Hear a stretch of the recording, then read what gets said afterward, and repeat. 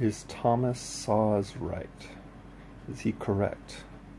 Thomas Szasz, born in, I believe, 1920, passed away in, I believe, 2012, wrote about 35 books. His first well-known book was The Myth of Mental Illness. He wrote quite a few others. He put forth the notion that mental illness is a myth. He put forth the notion that psychiatric coercion should be outlawed. He put forth the ideas that psychiatric coercion is medicalized terrorism. He expounded the idea that suicide should be respected as a civil and human right for adults. Other books of his include Psychiatric Slavery, Psychiatry, the Science of Lies, Fatal Freedom, the Ethics and Politics of Suicide, Suicide Prohibition, the Shame of Medicine. Suicide Prohibition, the Shame of Medicine. Thomas Szasz wrote about 35 books. You should check him out. Thomas Szasz believed that suicide should be a civil and human right. I personally believe that suicide should be a civil and human right for adults. It will be good if we could reduce suicides to zero. However, we should not use psychiatric coercion, force, and confinement to reduce suicides. We should use persuasion, reason, and kindness. And I'm posing the question, is Thomas Szasz right? Are his views correct? And I'd say they mostly are. You can read his books to find out why. Any one of his 35 books, they're all pretty good. I've read about 12 to 15 of them probably, so I can at least vouch for those, but if it's any indicator, the rest of his books are probably pretty decent too. I do think Thomas Szasz had some weaknesses in his lines of reasoning. First off, I believe he was an atheist, and I don't think that really helped his arguments. Thomas Szasz was an atheist. From a Christian perspective, I think he's mostly right, or from a theological perspective anyway. I don't think his atheism helped his arguments, but I think Thomas Szasz was mostly right in most ways. Thomas Szasz wrote about 35 books. He expounded that psychiatric slavery should be outlawed.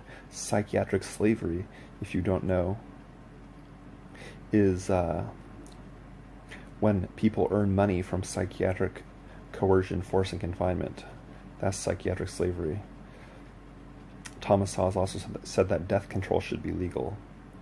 Now, birth control is controlling when one creates life. That's birth control. Contraceptives, so on and so forth. Death control is controlling when one ends their own life. That's death control. And adults should be allowed to engage in death control if they want to. We shouldn't be able to force them not to. Suicide is technically legal, but it is effectively illegal. And suicide is effectively illegal because people can be locked up in psychiatric wards, in psychiatric units, in hospitals, if they appear to be a danger to their own self or others. Thomas Szasz called the insanity defense and civil commitment together being the foundation of psychiatric slavery. The insanity defense and civil commitment are the foundation of psychiatric slavery. And psychiatric slavery should be outlawed. The insanity defense should be banned and outlawed because insanity is ultimately fairly subjective.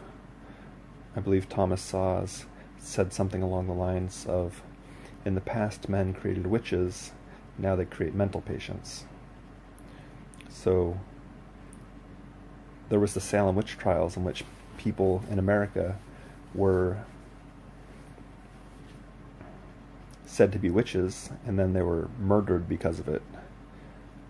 Now we create mental patients because of suicide prohibitions and the insanity defense. Insanity is subjective.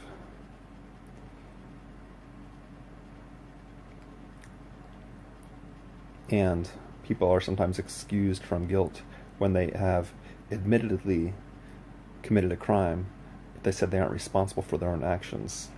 Psychiatry is a war on personal responsibility. And Thomas Szasz's notion that psychiatric coercion is medicalized terrorism. When we medicalize something, we bring it into the medical realm. There are certain things that are obvious medical issues like cancer, broken bones, hemophilia, bacterial infections, viruses. Those are medical issues that can be objectively diagnosed. There is objective pathophysiological and histopathological lesions and evidence. But with mental disorders, with mental illnesses, there are no objective criteria. There is no objective medical test for mental disorders. The mind cannot be literally sick or ill. A joke cannot be sick, literally. If somebody tells a sick joke, you don't try to treat the joke because it's sick.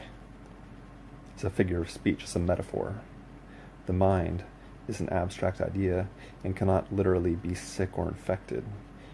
It can be metaphorically ill, like a joke can be metaphorically sick, but mental illnesses are not real illnesses. It's like a forged painting. And Thomas Szasz puts forth this notion in his book Psychiatry, the Science of Lies. A forged painting can be authenticated as being real, but if the original painter didn't paint it, then it's not a real, authentic painting of whoever the forger says it is. It's a forged painting. Counterfeit money is not real money, it's counterfeit. A counterfeit Gucci handbag is still a counterfeit Gucci handbag. And the same mental illnesses, counterfeit illnesses, are not actual real illnesses. They can look like they are, they can seem like they are, but without objective medical evidence, they aren't. If they do, in the future, if there is objective medical evidence for what we now label as mental disorders, then they will be neurological disorders at that point. They'll cease being psychological mental disorders, mental illnesses, and they'll be literal medical disorders. Before we knew what syphilis was, syphilis, an STD, a sexually transmitted disease that affects the brain. Before we knew what it was, we just thought they were crazy, people getting their brain eaten up by this bacteria. But it turns out they had an objective medical diagnosis, syphilis, and it therefore became the realm of neurology, not mad doctoring. So Thomas Szasz is mostly right. I hope you check out his books. And I'll repeat myself. Books by Thomas Szasz include Psychiatry, the Science of Lies, Fatal Freedom, the Ethics and Politics of Suicide, Suicide Prohibition, the Shame of Medicine, Our Right to Drugs, the Case for a Free Market, Insanity, the Idea and Its Consequences. Check them out. Please do check them out. I would encourage you to.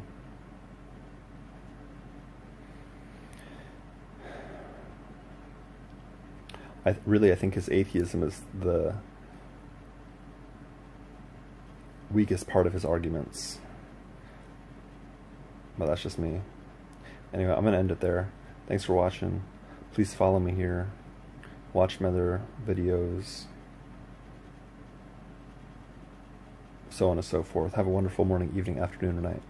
Cheers.